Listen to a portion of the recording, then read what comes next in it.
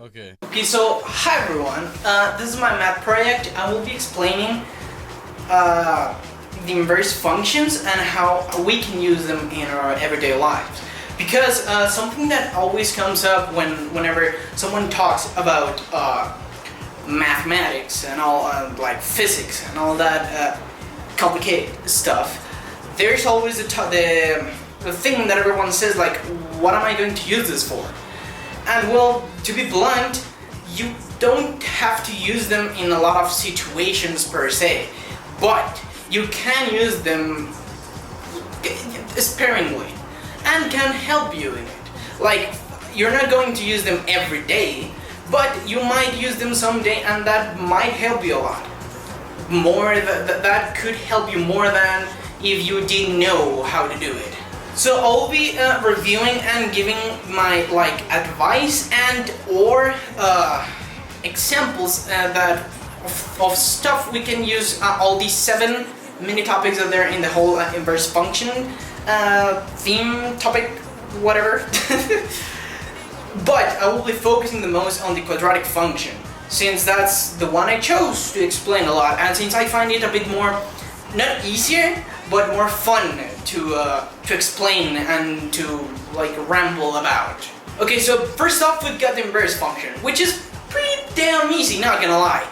Basically, the inverse function, what it does is it not resets, but undoes something that it does. Look, I'll give an example. So we have a paper, like here. I could grab one, but I'm lazy. So we've got a paper, and we draw on that paper, or write, or something, or whatever. But then, we take an eraser and erase whatever we did in that paper. That's an inverse function, because we're, well, resetting or undoing whatever happened in there. We're inversing it. You catch my drift? It's pretty easy, not gonna lie. This is one of the functions that actually can happen in your everyday life, because even just now I did an inverse function. Like I closed the door. I walked out of my house. Well, I didn't walk out of my house because that would be irresponsible. But you get what I'm saying. And the point is, this kind of stuff is the one you do every day in your life, because you do stuff and sometimes you undo it because sometimes you just don't like it, or you say, well, it could be better, and all that kind of stuff, which is, normal in every sense of the word. I don't think there's a problem in that. Constant function, which is basically everything stays the same. Everything is the total same. Take it like in a store. If you bought one day a 5 Cheetos or candies or whatever, Reese's Puffs, well, they have a price there. There's already an established price in the product. Like, for example, if you want to buy Cheetos, that's 18 pesos. Therefore, if you buy a lot, it would be the sum of all that money. But it can't go up.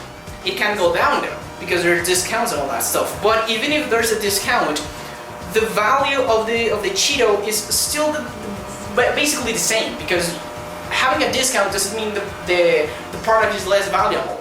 It's just that you bought a lot of them and they just want to save some money for you.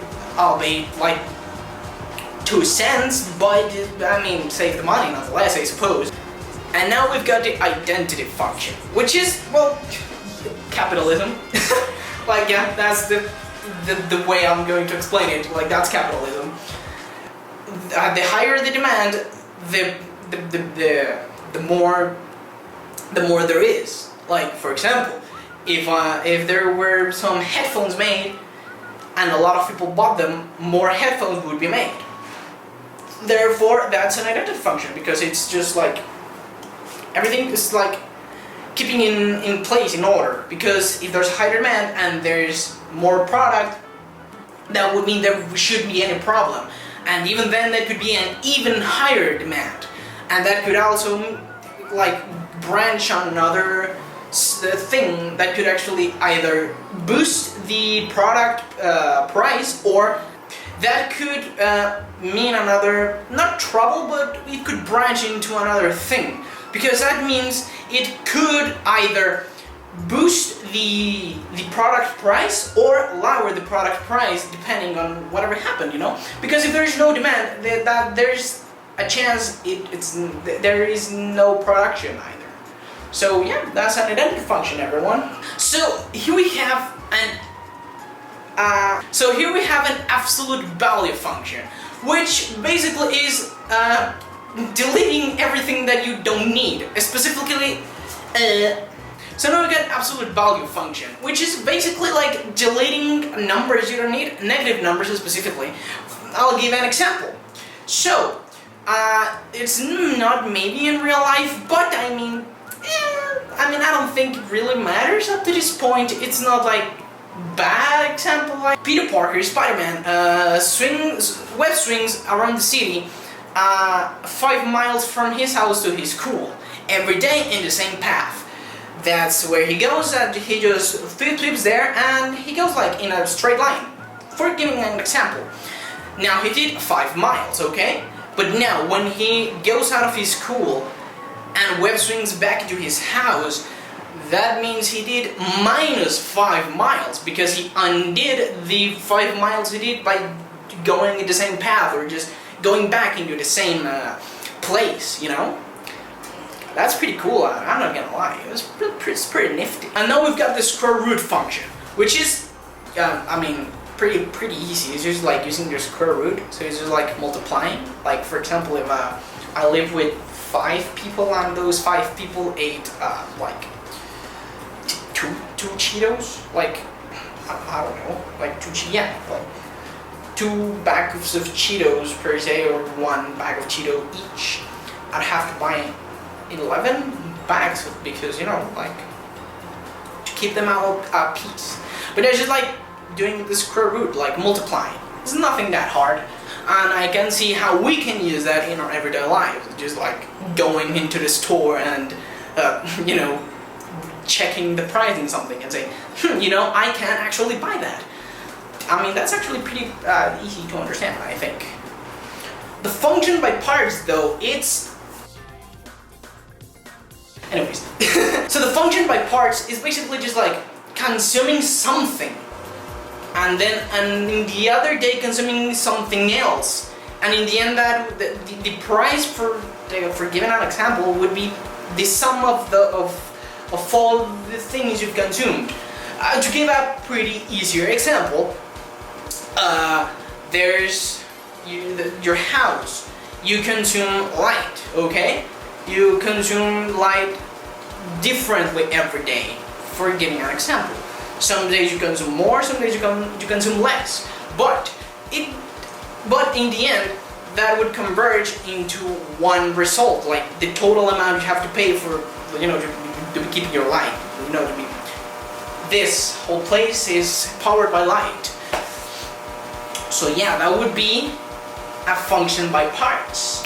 That's hella sick, not gonna lie there, my chummy chum pal. The standard function, I think there's not a lot of uses for, because that's basically just waves, and like uneven waves, you know, like random-ish waves. I can see it used in like exercise, like, I don't know, when you were like, I did exercise, you see, I'm keeping healthy. That's pretty cool. But yeah, I mean, I think I can see that being used there, I suppose, I think. Otherwise, I don't really see it anywhere else, you know, like, being totally honest. Okay, but now we came to the quadratic function, because that's, you know, that's my, you get what I'm saying? Yeah. So I'm going to be giving 2 examples. Even though I should give 1, I don't really think giving 2 is bad per time. I don't really think so. Okay, so for giving my first example, let's say there was a rabbit. Okay, I have a rabbit near my crops. Okay, I have crops. I have my own little place where I just like crops, you know, like wheat, carrots, potatoes, all that good stuff, you know. That nice stuff. But there was a rabbit eating my whole crops. The special thing about this rabbit though is that he jumps every time he eats. Like he goes like bring what? Like jumps, grabs the carrot per se and jumps back out. So that has been actually bothering me for a while, you know? I don't actually have it, it's just like dramatization, like it's just acting. I don't have a rabbit, I have a cat. That would be disastrous. But, okay. So, the rabbit I need to get rid of. And I don't really like killing animals, that's actually pretty cruel. So the thing I'm going to do is trap him in a cage and then free him in the wild once, well, he's trapped. But the thing is, he does very specific jumps in an arc. Like, you know, like in an arc specifically. So if I put a carrot to lure him in the cage, even like a little bit off, that would mean the rabbit wouldn't fall in the cage or would cause some other trouble. So you really have to be very, very, very, you know, careful on where to put the carrot so the rabbit jumps exactly where I want him to jump. Like this graph or something I will put here, yes. You see, this is my plan. To put the cage a bit away from the rabbit so that when he jumps, he falls straight into the cage. Now, the thing about the cage is, it has a pressure plate, and when he falls, the cage will close, and only I can open it. It can only be opened in the outside. So that's a pretty good plan. The thing is, if I don't put the carrot or the cage correctly, I could mess up big time, because either the rabbit could, you know, not even fall into the cage, or he could actually be hurt in the process. So I really need to be careful. So once I did that, I think I would be pretty much ready. I think it would be a pretty good plan, you know? I think it can work out, because I have actually thought about everything in that regard, you know? The rabbit the rabbit's going to fall into the cage, then he's going to get trapped eating his sweet carrot, then I'm going to free him into the wild. Which is, you know, as one does. I mean, that's the way you should do it. But I said I was going to give 2 examples, and now we've got the other one, everybody. Woo, that's pretty nifty, ain't it? Okay, so here we go. So, there was Spider-Man fighting Electro, okay? Oh yeah, it's one of those examples. I like them. So Spider-Man was fighting Electro one day in, you know, like New York. Like Central Park and all that. Whatever you wanted, it doesn't really affect the whole problem in reality. So at one point, they began chasing one another.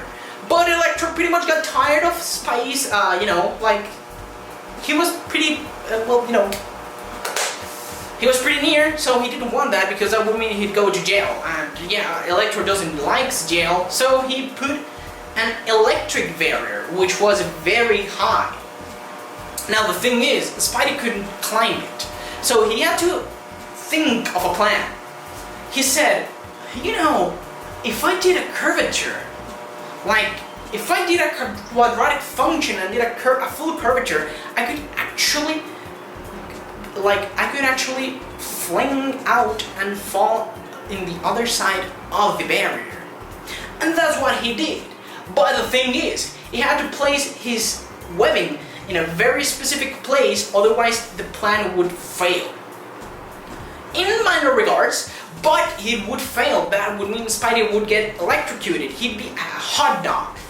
And that's not good. So yeah, Spidey, every time he swung near the, you know, the place, every time Spidey swung near the place, he was